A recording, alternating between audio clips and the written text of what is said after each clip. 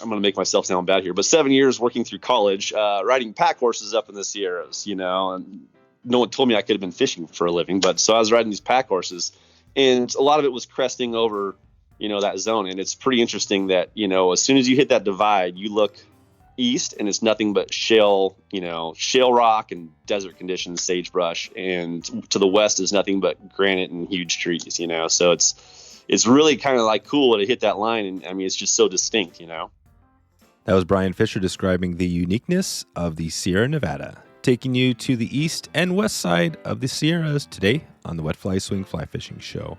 Welcome to the Wet Fly Swing Fly Fishing Show, where you discover tips, tricks, and tools from the leading names in fly fishing today. Hey, how are you doing today? Thank you for stopping by the Fly Fishing Show. If you are brand new to the podcast, stop right now, click that subscribe button and whatever app you're using there. Or if you're an Apple, just click that plus sign right in the top and that'll get you updated so that next episode heads out to you. If you like this one, you're probably going to like the next one as well today. So Brian Fischer, the headman at Sonora Fly Co, is here to break down a season in the Sierra Nevada. We dig a little bit into a few general topics and then find out about some of their world-class lakes, a big change in the fishing regulations for California this year, and where Brian would be sending you if you came into the fly shop right now today. Another fly shop Friday on Thursday. Without further ado, here is Brian Fischer from SonoraFly.com. How's it going, Brian? It's going really well. Thanks for taking the time this morning to dig into a little bit of Sonora Fly. I recently had been reaching out to some of our listeners, and we did this thing, and this is probably the most feedback we've had ever on a email blast. But I said, tell me who your favorite fly shop is, and I've got literally hundreds of these responses, and you guys popped out as one of those shops. I think it was Julie, I believe. I can't remember. There's a couple people that mentioned you guys, but they said they love you guys, so I wanted to reach out, and I'm doing this Fly Shop Friday thing now, where we're trying to reach out to as many shops as we can. So that's where we connected to you. I'm not sure how are things going down there. It's good. We're a year and a half into it. It's kind of been I'd say probably a whirlwind of a year and a half. But yeah, it's been nothing but great. There you go. So this is already starting off as a great story, because the year and a half, as opposed to, we've done some of these where you're talking to company that's been around for 20 years. Some of these companies, right, a lot longer, but you're brand new. I'd love to hear what it feels like from your perspective. Well, tell me, first of all, we always go back to how you got into fishing, but I'm curious how the fly shop idea started. How did you, a year and a half ago, how did that begin? I think it's something that my wife and I talked about for quite a while. Like, I've been in the same industry since getting out of college, and it's been a good industry, but always kind of looking towards something else that was a little bit more fun, So we talked about it for probably the last 5, 6, 7 years, different versions of what fishing looked like professionally, where we're going to guide, open a shop, So we kind of bounced around a bunch between those ideas before we finally landed on actually doing the fly shop. So, I think it was just I hate to sound boring about it, but, just long-term planning and I had an office in downtown Sonora. Personality wise, it fit. I like being in the same space every day. There's some of those guys that couldn't imagine being inside all day, but I like creating my little prison here, and I enjoy it. So Gotcha. What is what's Sonora for somebody that hasn't been there? What's cool? What's unique about Sonora? Sonora is what I would say, probably one of those last cool towns in California where it's authentic. It's not just box stores and strip malls, and everything was blown up over the last 5 years. I mean, all the buildings are old. The people have been here for generations. There's a lot of logging and tree work. There's a lot of utility work. It's a big enough community that you don't have to leave, and small enough that you still kind of know everybody when you walk around during the day. So it's really cool. I love it here. Nice. Well, let's go back a little bit further, just because I want to connect the dots here. So I'm, first fly fishing. What was your first experience? How did you get into it?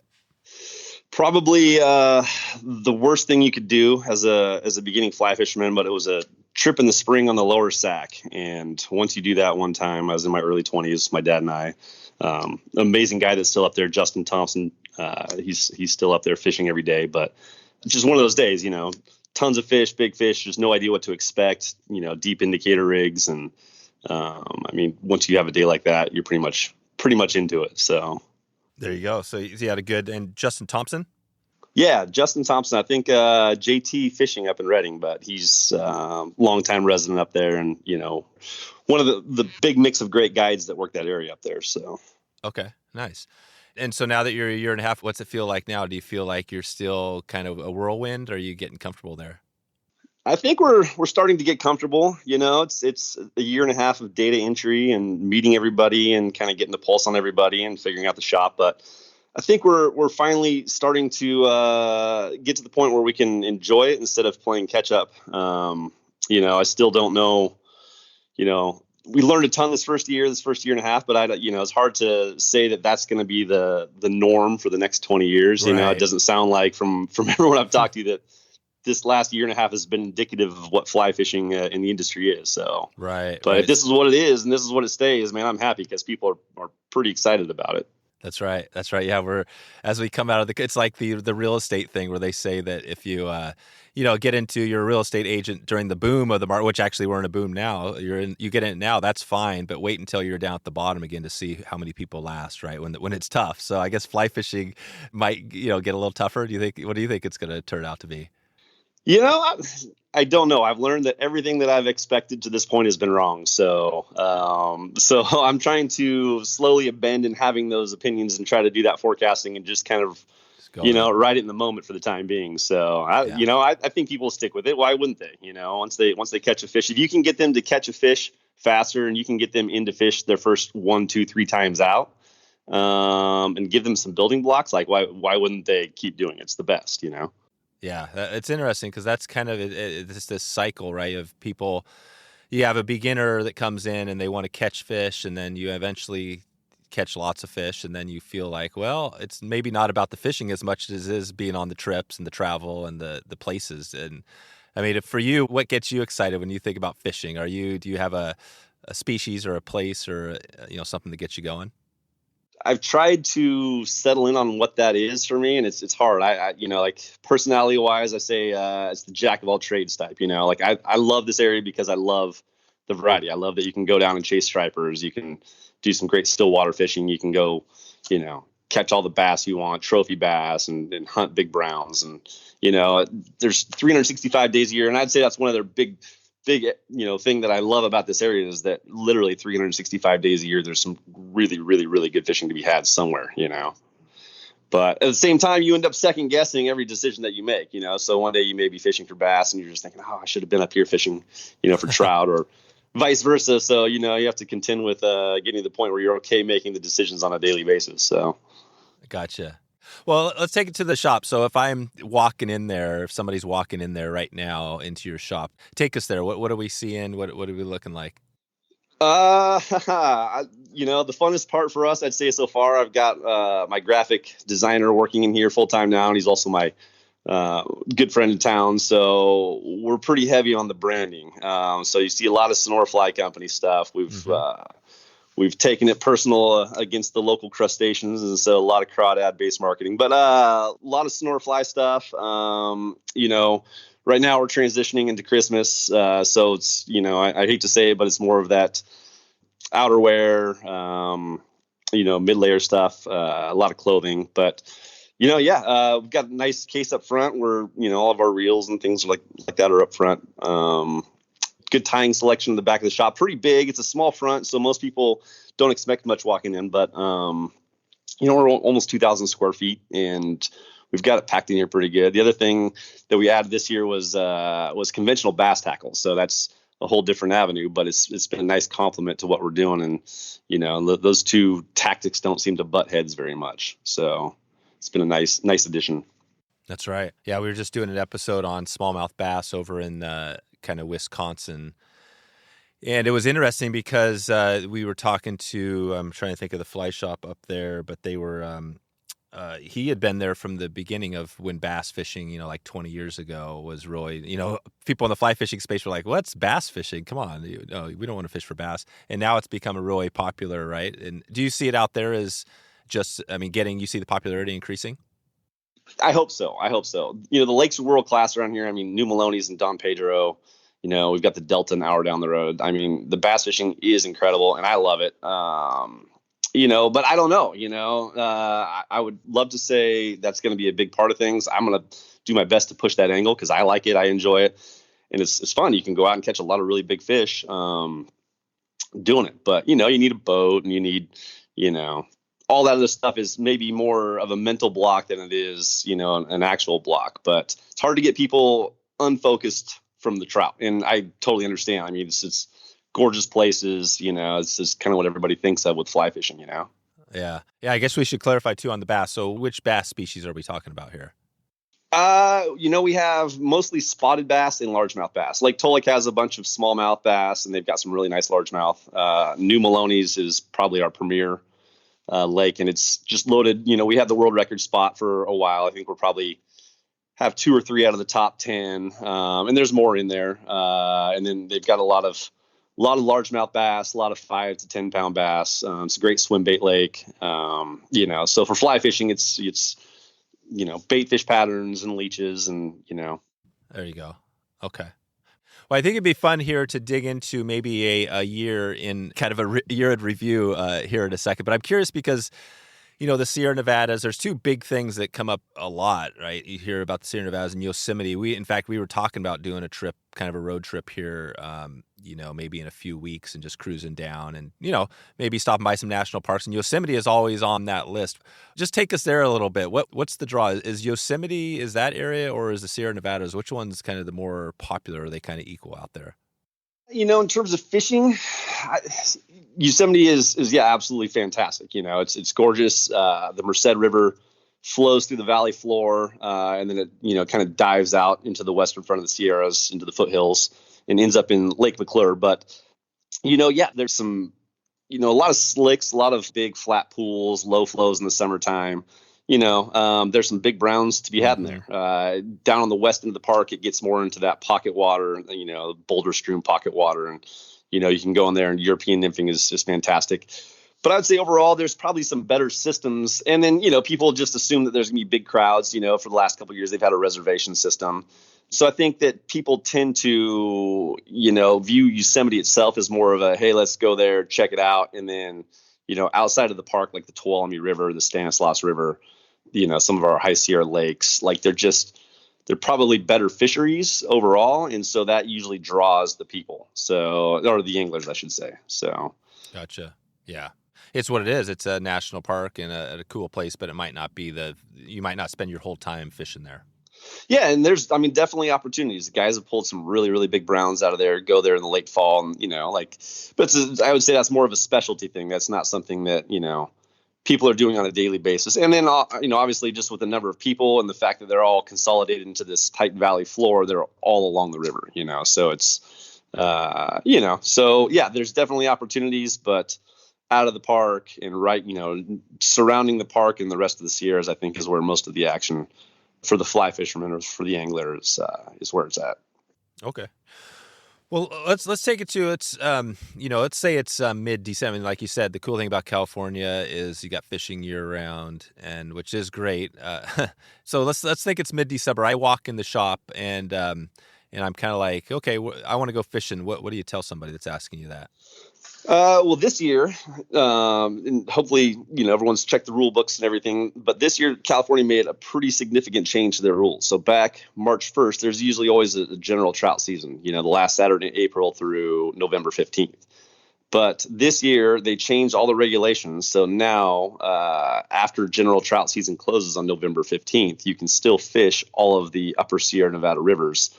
You just have to go, barbless fly, artificial bait, and catch and release, which is great for the fly angler, So we're telling guys, I'm always pushing the lake. I'm always pushing bass, stillwater fishing. So, right now, New Melones is turning on. There's trout, there's bass. Both are just, everywhere right now, and you can go have really good days. The lake's pleasant. It's, when you hit the water at 8 a.m., it's probably 50 degrees and warms up to the high 60s, low 70s on a day like today. Nice. So it's pretty hard to beat that. Not a lot of wind this time of year. The Sierras are also fishing great. We're losing some of that dry fly action, but nymphing is going to produce all the fish you want. There's some browns moving up and doing their thing. The Tuolumne River begins to turn on The flows are down around 300 CFS. So you can really start going and, nymphing and even throwing some streamers on the Tuolumne River and getting into some quality trout. So it's kind of hard, you got to pick, so. What if it was browns? What if I wanted to find some browns, maybe some big browns? Is there some of that in the upper, like you're saying, Sierra Nevadas, or is that something where you got to head down lower?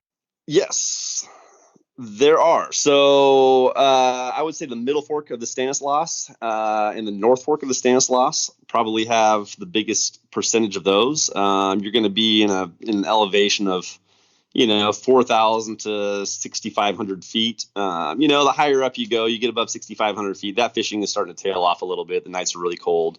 Coincidentally, it's, November 17th, and they opened up Sonora Pass over the Sierra. So right now you can drive to Eastern California and go fish that Eastern corridor. So, I think a lot of guys this week have plans to do that. The East Walker, this is one major bummer, but the East Walker was a river that they had open all year long before. Arguably the best time to fish it is November to April.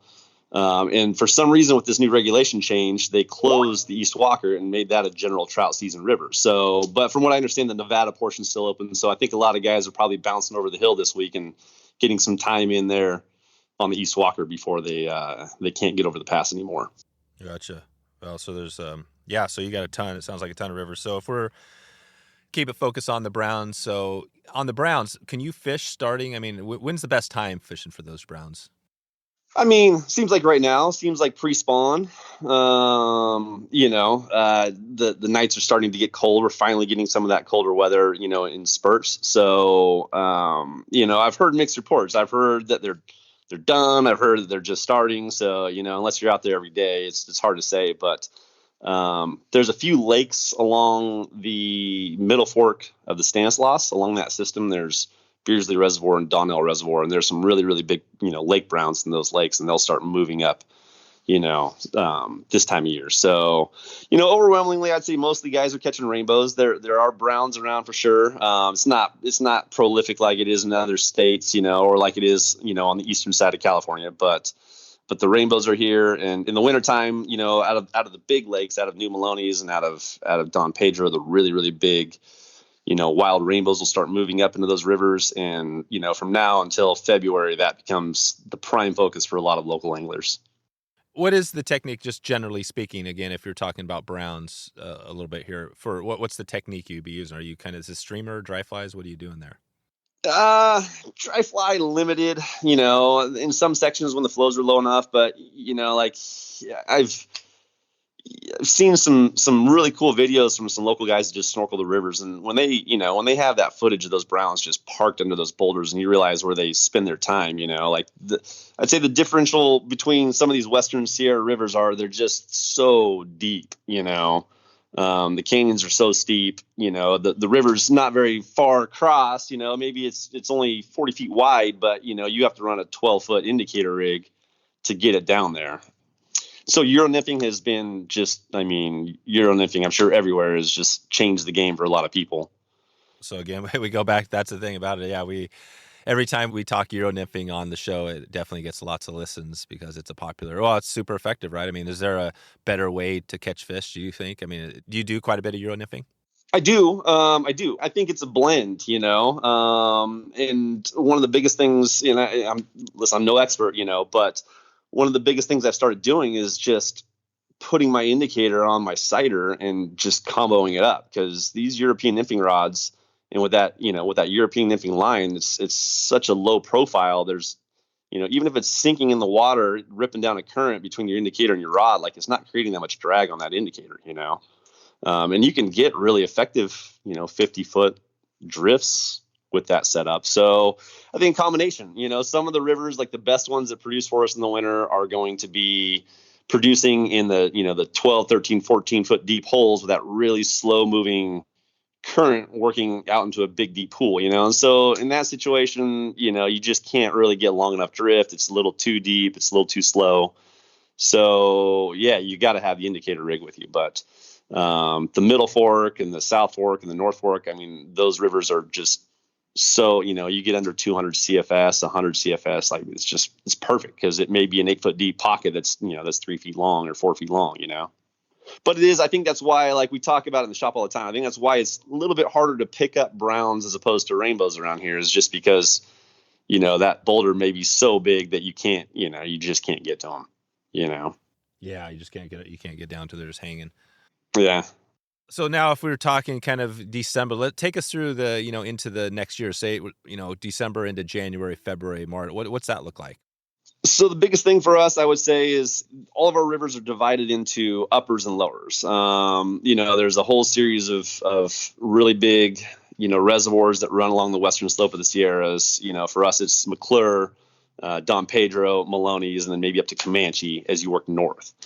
And below those, the tailwaters feed out into the delta system out to the ocean. So you get, salmon runs. That's why they close those rivers October 31st to January 1st. They're trying to get more salmon to run back up the rivers. They've had a tough time with that, but we get a run of Valley Steelhead too, and that's a big draw. So January 1st, those open up. Everyone's down the hill fishing the lower Tuolumne, the lower Stanislaus, the McCollumne. And so that. For steelhead, yeah, and they're not big chromers, but there's 20. You should expect 20 inches when you go down there, which is fun, And then there's also stripers in all of those rivers, and there's a lot of residents, and they're thicker in the summertime when they're making their migratory runs, but there's some really nice resident fish, and they're down there and available from January 1st on. So some of the savvy guys in town that have figured it out, they're kind of living for it now, but it's hard to. Once you see, just a monster striper in 200 CFS in a clear river, it's hard to go back. So yeah, and that pulls some guys down, and then that middle fork of the Tuolumne is still going, so that's pulling a lot of guys. The middle fork of the Stanislaus this year is going to be open for the first time, so I think that's going to be a big question mark. I think a lot of guys are going to spend some time seeing what it's about, because it can be, Melones has some really big trout, and the middle fork overall is probably the most fished section of the Stanislaus that we have in our area. So. Gotcha. Yeah. It's, again, like you said at the start, there's a ton to do. So it's kind of wherever you're going to focus your time. So that's kind of, say January, February, March. What if you take it into more, getting into spring, kind of March, April, May? How do things change there? Or where are you focusing? Yeah, I think April, May. I mean, up until April, you're still catching those lake run rainbows, maybe the end of March, in the bigger sections of the upper rivers. April, May is probably that transition time. The flows are fairly high and pretty cold. So the season gets really winding towards Memorial Weekend. But once Memorial Weekend hits, the summertime, the high Sierras, like that's what everybody's doing. Kennedy Meadows on the middle fork of the Stanislaus. Pinecrest, just all the smaller rivers. Dry fly bites are, bananas. You can go up there and catch dry fly fish all day long on all the rivers. Hopper droppers end up being probably the go-to, but that's when, one of the great things about this area too, and, we talk about variety or whatever, but you don't have to be a great angler. You can just be getting into it, and you can still go catch a ton of fish in these rivers. Like, these fish are willing to eat all summer anything. They're opportunistic. They're not that picky. I don't want to make them sound like they're dumb or anything, but you know what I mean? Like, it's just they are fish. It's great, for a beginning angler to come up here and have a great experience. Like you said, I think we were talking earlier, there's a progression. You catch a few fish, then you catch a bunch of fish, and then you want to start looking towards bigger fish. And that bunch of fish, I mean, we have that all day long. So yeah, and that's all day long in especially like you're saying, the summer, early summer, summertime, high Sierras, and that's where people are focusing. Yep, totally. Everyone's camping up the hill, and I mean, that was the biggest thing during COVID was, like everyone couldn't do anything else, so they went camping, and there was record numbers of people up in the Sierra Nevadas. I mean, it was insane, but like I like to think that, hey, you come in the shop. Hey, I've always thought about fly fishing. Okay, hey, here's a little bit of information. Here's a little bit of equipment. Like, go right here. And we do that all summer. Hey, take your stuff, go to this spot right here.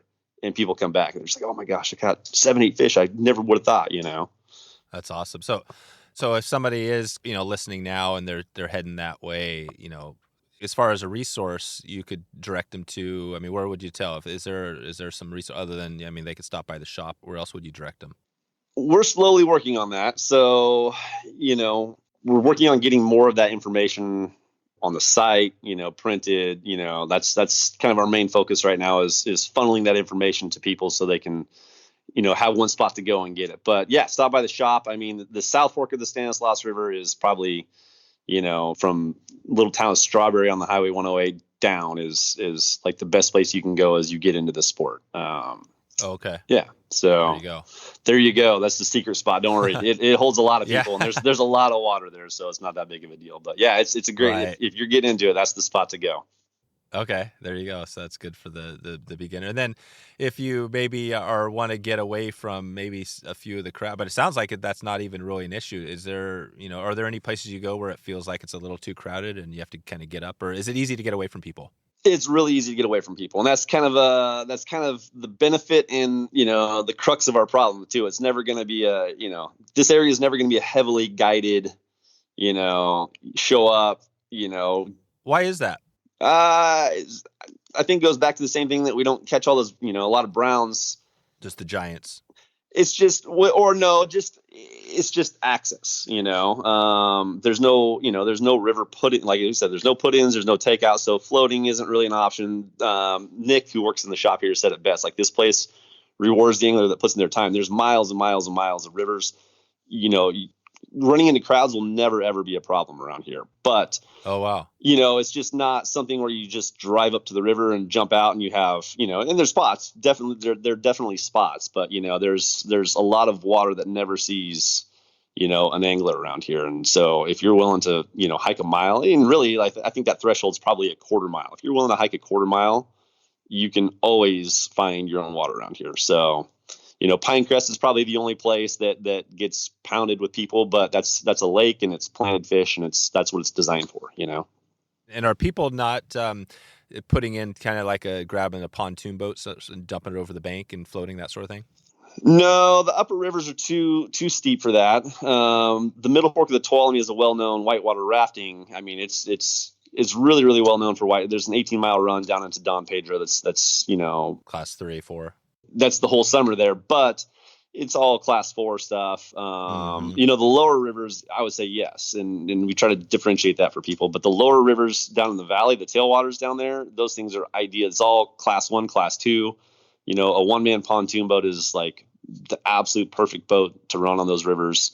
Other than that, you need, that's probably one of the hard things too, is explaining to people like, oh yeah, hey, the two-person boat's awesome if you like to row, but it's not that great if you want to fish. That's right. So, but yeah, those one-man pontoon boats down there are fantastic. But yeah, it's just not low gradient, easy wading rivers. You have to get after it. These are tough. Yeah, I got you. Sounds like even maybe could be a little dangerous if you're fishing above a rapid and you get swept. You got to be careful. You do. I mean, they're all hydroelectric, river systems or, so there's dams and they drop, raise the flows and lower the flow. But on certain ones like the South Fork of the Stanislaus, no, you're never going to, it's always going to be under 100 CFS when you're fishing it. And there's some great spots. And that's kind of going back to, what we were talking about. Like if you can, funnel that information for people, and that's what happens. People will see a picture of a fish on social media and they'll go to that spot. Well, hey, start here. Spend your first 6 days here, then move to this one, because you're building that. You're building wading skills. You're building casting skills. You're looking for an area that's easy to, to go fish, really. So just to get out and do it. Yeah.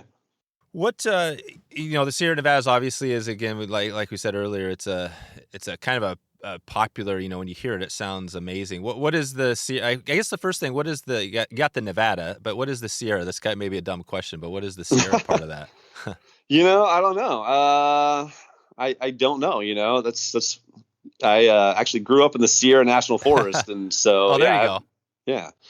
But I do know, so the one way I would describe it is it's there's that the Pacific Crest Trail kind of follows that crest of the Sierra Nevadas, and I spent 7 years, and I'm going to make myself sound bad here, but 7 years working through college, riding pack horses up in the Sierras, and no one told me I could have been fishing for a living, but so I was riding these pack horses, And a lot of it was cresting over, that zone. And it's pretty interesting that, as soon as you hit that divide, you look east and it's nothing but shale rock and desert conditions, sagebrush. And to the west is nothing but granite and huge trees, So That's amazing. it's really kind of like cool to hit that line. And I mean, it's just so distinct, Oh, wow. And you can, and the PTC, does it kind of, as you're hiking it, can you kind of go on both sides of the trail and hit like east and west, or does it kind of stay on the west? Oh, yeah, for sure. So the 108, all these different highways will drive over it at some point. And, there's a bubble now. So, it's funny this year, there's just like this massive bubble of hikers came through all in this 2 or 3 week span because they're all timing it, right? Trying to get from Mexico to Canada. And it's just like mayhem for a couple of weeks up at Kennedy Meadows. I think it's one of the restock stations. But you're always giving guys, you see people hitchhiking. They go down to Kennedy Meadows and get their resupply or spend a night, and they hitchhike back up to the top to the trail. And so it's kind of a common thing. If you see those guys, give them a ride back to the top, man. They're working hard. So roll the windows down, though. Roll the windows down for sure. So That's right. This sounds pretty amazing. So you got all this stuff going on. You got these people that are going in there. They're hiking from Mexico to Canada. What's that? Have you ever thought about doing something like that, or is that on your bucket list? When we were riding horses, we had intentions of doing it. We had it all laid out and, had the whole logistics worked out. And then, wives and kids and life and all that kind of stuff happens. 2011 was supposed to be the year for that, but that came. Oh, no kidding. Yeah. So, but it's impressive to see those guys. I mean, you talk to these guys that are doing it, and they're from all over the world. And I mean, they're just machines, man. It's crazy. Yeah. So, and that's what it is. I mean, you're literally in that place where people are coming from all around the world to do this thing. Maybe they're not all fly fishing, but they're, they've got this thing. And what does this thing take? I mean, to do that, do you know how long it takes? I mean, it depends. If I was doing it, it'd take me few years, but like some of these guys are knocking out 25, 30 miles a day, and they're doing it like, I mean, there's huge elevation changes during the course of a day. So I think it's 2,200-ish miles in total. Oh, wow. Pretty crazy. Yeah. But yeah. So they're doing, so that's like 300. So literally this is taking them months and months. This is not just a few months. Yeah, I think 5-6 months is the goal. A lot of them are taking off like I think March, April down in Mexico. It seems like it's like the northern trail is I don't know that much about it, but they're all heading north and then just beating the weather on their way north. Yeah, beating the weather. Yeah, I'll put a link in the show notes to some video or something on the if somebody wants to dig into that. I would love to. I mean, that's one of those things where all this stuff, like you said, family, and it just. You can't do everything you want to do in your life. That's the crazy thing, right? Especially the older you get, you realize that it's you got to kind of pick your things. So for you, what you've been doing, you've kind of picked fly fishing. Is that your number one thing, or do you have some other things that you like doing? Oh yeah. I mean I was always a pretty scattery guy before that, and it's so funny. My wife was so singularly focused on one thing, and I was so scatterbrained and kind of all over the place. But like that just consumed. That's probably the shop. Like if you have a job, you have a wife and a family, there's not a lot of time to add the appropriate amount of time you need to dedicate to fly fishing to really fill that void or fill that need. I shouldn't call it void, but, and so at some point it's like, well, if something's going to go, I don't really like my job, so I'll just change that part of it. So, that way, hey, I have to go fish now. So you have to go fish. I wonder what percentage of people that get into the fly fishing space. I'll bet you it's over 50% that's part of the reason, right? That they actually dug into some sort of a business in it, is that they figure, well, I love this. Why not just do this? Do you think it's higher than 50%? That have that mentality? Yeah, just like you did, where you were like, well, I don't really like my job, so I'm just going to make my job fly fishing. Probably the smart ones are those ones that are in their 20s that you see that are already guiding, like they got to figure it out early. So, but it's like leaving your hometown, and then, you have to leave if you're ever going to come back, because otherwise you won't really, it's kind of like that, so, without knowing the misery of potentially doing something you don't enjoy doing, you'll never appreciate getting the opportunity to do something you do enjoy. So, yeah. Cool. Well, let's bring it back to, so we were kind of like midsummer, people are hiking the Mexico to Canada. As far as fishing, if you're back into like July, August, September, is it all just high Sierras, like is where you're focusing, or people are asking where to go? Yeah, and I would say the same thing. It's kind of a variety, in the spring too. The stripers are really moving down in the Delta. So we're trying to talk guys, but guys, there's a lot of guys in the Bay Area that are really focused on that and really good at it. And you see those anglers down in the Delta all the time. So you see them more down there than you do in our area. But I think the stripers are in the lower rivers. If you can get the right flows, you can go after those. Bass fishing is good all the way into the summertime. If you have a boat and you can get out there, even if you don't, the top water action on the lakes, early mornings, late evenings can be really, really, really fun. And so those guys are still doing that. The high Sierras are, basically in full swing from May all the way through now, really. So, yeah, I mean, there's just a huge variety, and you kind of get to know everybody over time. That's the cool part, meeting all the guys that, that you see in the shop on a daily basis, and what everybody's into. And, you get to pick their brains too and figure out what's going on. So that's right. Are you in Sonora? Are there other fly shops in there or around the area? Nah, not necessarily. Not really. There's a great one over on Highway 4, the Trout Spot. He's a super cool guy. So he's over there. He's got a decent amount of product, but I like to think that we're kind of filling that space in our area. Yeah, I got you. So if you want to come, if you need gear, like somebody's coming in there, how's that look? Like if say they're, again, they're looking to upgrade a little bit, what rods, what do you guys offer in there? Man, I'd say that's the one area that we've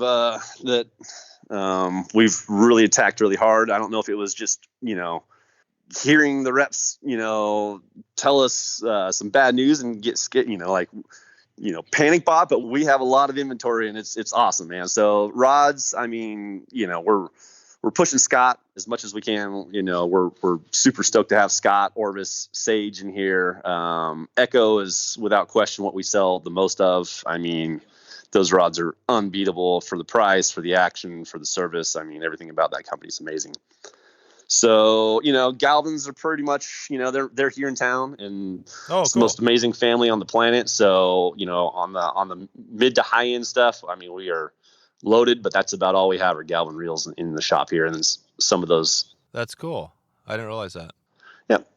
So they're here. We've got pretty much the full lineup of waders from Patagonia, Orvis, and Sims, all the submersible packs and everything else from Fish Pond and Orvis and Sims. Try to have a pretty big selection of stuff here.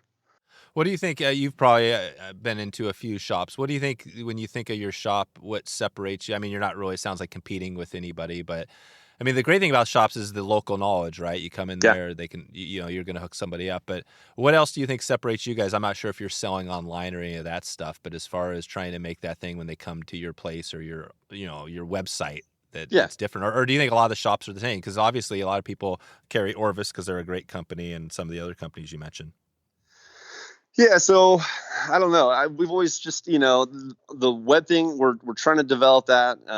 It's a slow going process. Our goal is always just to be that destination shop. And our goal with the web is just, my whole philosophy is streamlining basic information for new anglers to get them onto fish as fast as possible. I remember going through it. Everyone does, as you're learning this, hey, do I have the right fly on? Hey, am I set up right? It's pretty easy to take all that guesswork out and give a guy a rig and say, go throw this for your first dozen times out and you'll be fine, So that, we've got a lot of graphics on the wall with different setups, different knots, different visuals, fly, life stages, and the difference between caddis flies and mayflies and things like that, So, visual, just trying to get that information where guys can take a quick snapshot, and have it to reference when they're on the water, or telling them, hey, you're way better off not studying entomology your first year and just learning how to tie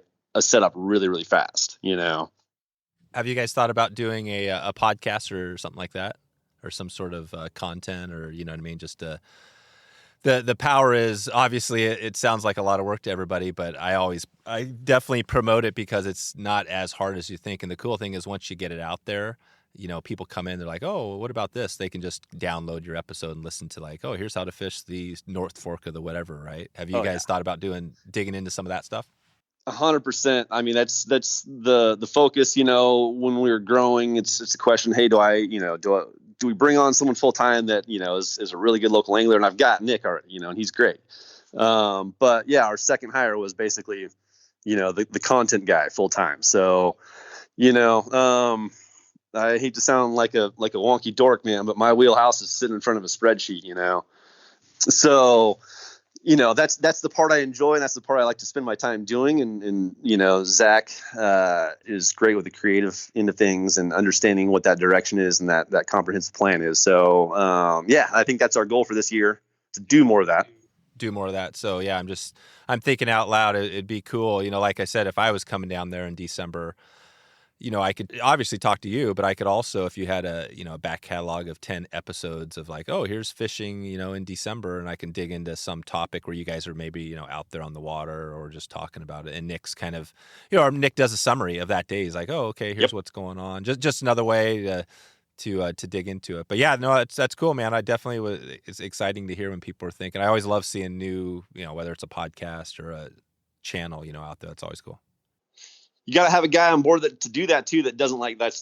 And hey, sorry, Zach, I'm not knocking you here. He doesn't like to fish, so it's great. Hey man, just ride along, come with me. We try to do that once a week, once every other week, where, we just got done with one on Melones, last week. So we're slowly editing that and getting that up. Is this like YouTube? YouTube, Instagram, we're not that great at understanding the channels that we need to focus on, but we're learning as time goes on. So. Yeah, I always say, again, we're talking about it a little bit, but it's always, find the one thing you guys really enjoy, you know what I mean? Like if it's Instagram or if it's YouTube or podcasting, and then start there and just nail that. So you're like, just, killing it with that channel. And then you can grow out, because that's the worst thing is, especially if you don't have the staff to spread yourself too thin. So like me, I've doubled down on pretty much all podcasting. I mean, this is like, it's all going into this. And, and I think that's why there's been success. So that's the part you enjoy too, right? Like you were saying, I mean, Yep. We're just, sitting here basically just BSing, right, for like, 50 minutes or an hour. And, and there's some nuggets along the way, right? Somebody's listening to this right now, and they probably picked up a few tips about, if they're new to the area or even if they live in Sonora, I'm sure. And that's good for you guys, because you might get some more traffic to your shop. But well, let's kind of start to take this out of here. And, I want to bring us back full circle now as we're going into like, September, October, back to November, December. So, if I was coming up there, let's say back to some November, December and making a trip down there, what would that look like? Would it be a lot different if I was, say, doing the camping thing versus, say, midsummer, and trying to find places? What would you tell me if I was going to be down there in December? Is it more find a hotel, that sort of thing?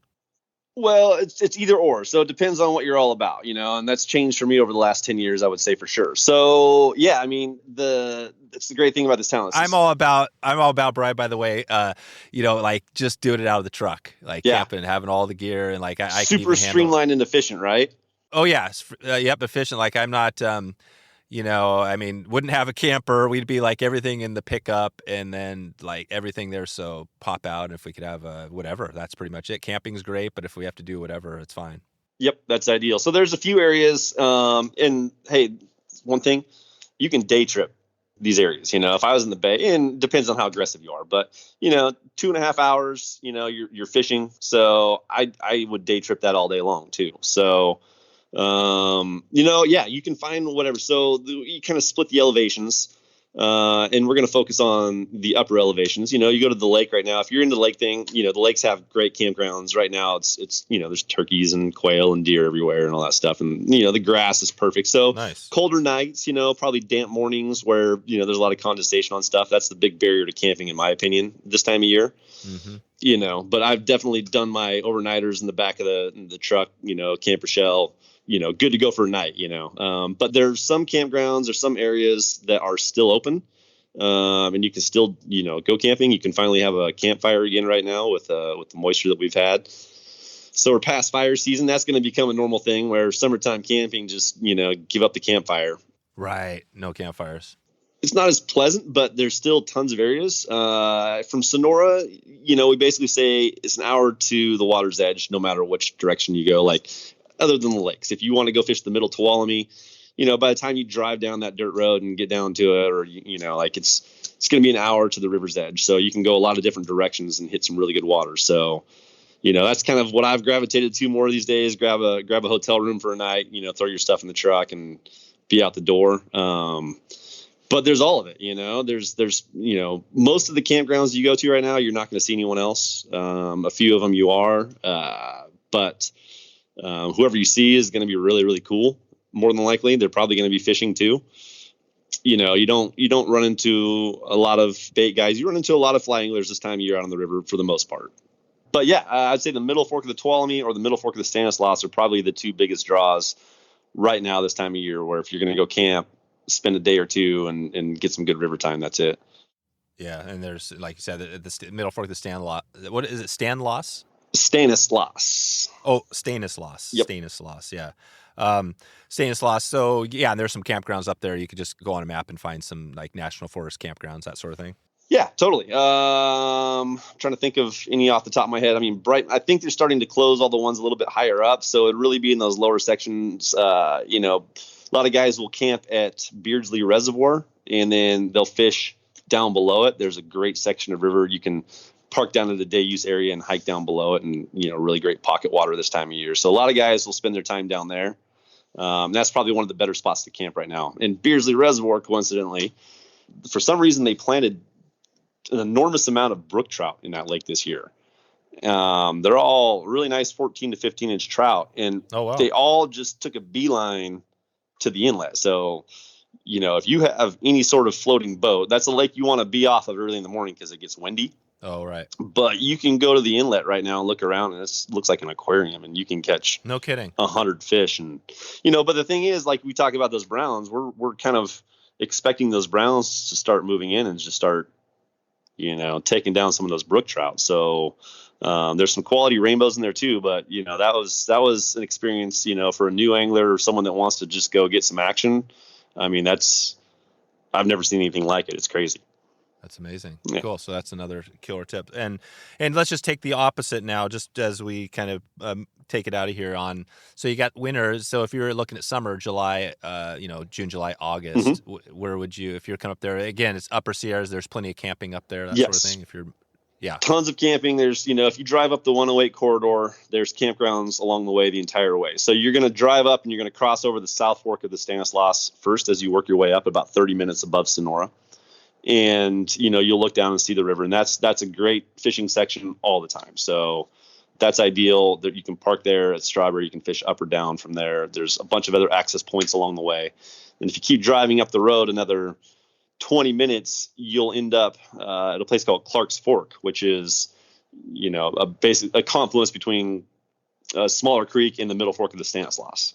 And both of those sections are fantastic. Clark's Fork, there's a dirt road that winds for miles right along it. It's a great little section to go catch, some wild brook trout, some wild rainbows, dry fly fishing all day long. It's really small, so you might be fishing it at 20 CFS or something like that. Super easy wading. You don't need waders and boots. And, I would say the thing about this area too, probably like most, summertime is all just wet wading, neoprene socks and wading boots and, great weather. And then from Clark's Fork up to Kennedy Meadows is a big pack station resort. It's a great little area.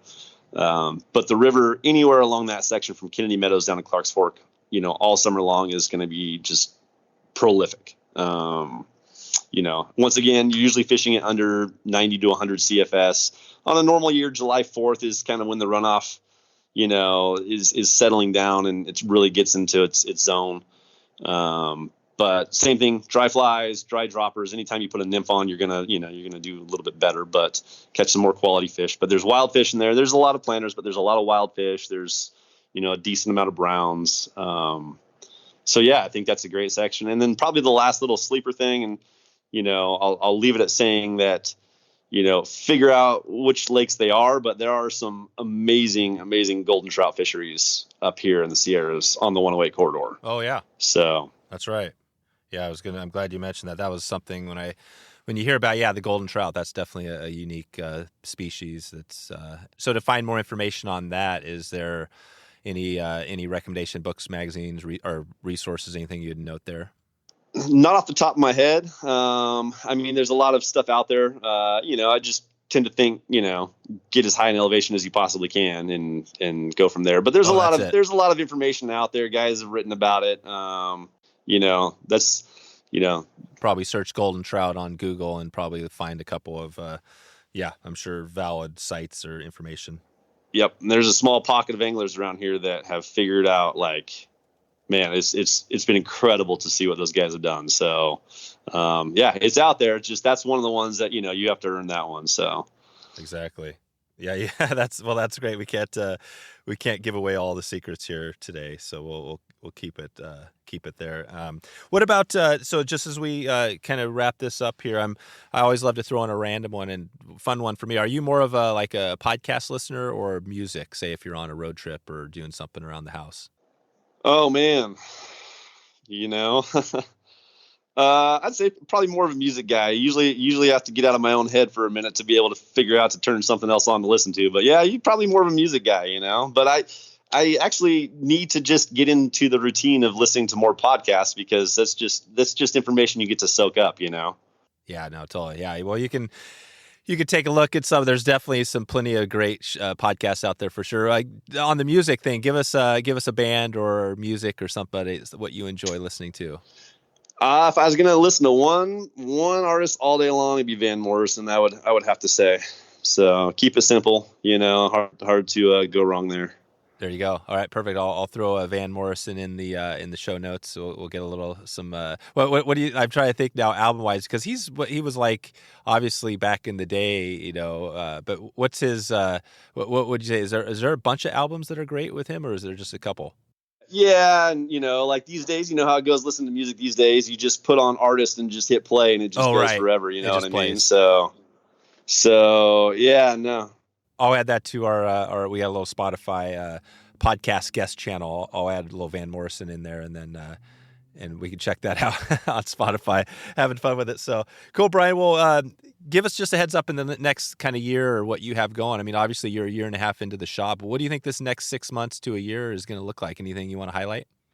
I think we're gonna 2 game plans. We're gonna just try to work with the community to get some youth angling going. Our goal is to, get more and more people into it, do what we can with the sport we like, to try to get involved in the community. And hopefully that turns into some local Stillwater guiding. So I think those are our two big goals for the next year, beyond getting the content down, but really get that lake thing going around here. So are you guiding now on rivers or lakes? We are not. So, not yet, man. We're trying to get into it, and it's, you get it. It's a big building process. And so trying to target where those areas are, what it looks like on a year-round basis, and, where you can take people to get them into having fun all day long. You know what I mean? Perfect. I love digging into Stillwater. We've had a few great guests on. Recently, we had Phil Rowley on, and oh my gosh, Brian Chan, and they dug into some good stuff. I think Phil's one is a great episode. He dug into his new book, and then Brian Chan talked a lot about cam loops. But yeah, you should check out if you want to see some of our listen to get a feel for the Stillwater. I would love to do a lot more of it. It's just haven't had enough time yet, so I think we will. So maybe next time when you get this going and you got it dialed in, maybe we'll check back in with you, see how the Stillwater program is going, and we can maybe catch back up with you then. Yeah, thank you, Dave, man. It's been amazing. I really appreciate all the time. Yeah, appreciate it, Brian. We'll send everybody out to sonorafly.com if they have questions. Does that sound good? Yeah, that sounds great. Right on, man. All right, thanks for taking the time today and giving us a little broad picture. This has been good. I think that you definitely gave us, if somebody's heading out there, if they're new to it, or even if they kind of know the area, just giving us a little chance to, jump into new water and check it out. So, yeah, until we talk again, man, have a good one. Yeah, thanks so much, man. Have a great one. So there you go. If you want to find all the show notes, all links, and everything else we covered today, head over to wetflyswing.com/274. 274 will get you there. If you want to check out our local fly shop, our sponsor fly shop this week, head over to wetflyswing.com/fly shop, and that'll redirect you over to our highlighted fly shop this week.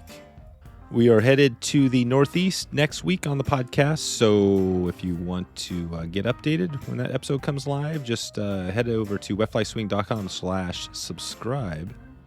That's a wrap for today. That's all I have for you. Thanks again for spending your time, spending a little chunk of time with us today. I hope you're excited for the next episode and hope you have a chance to connect with me. You can send me a message online at email dave@wetflyswing.com, and would love to hear from you. If you haven't yet checked in with me, just send an email real quick to say hey, maybe send a pic, send whatever. I'd love to see who you are, how you're doing, and say thanks in person. That's it. We'll talk to you soon. Thanks for listening to the Wet Fly Swing Fly Fishing Show. For notes and links from this episode, visit wetflyswing.com.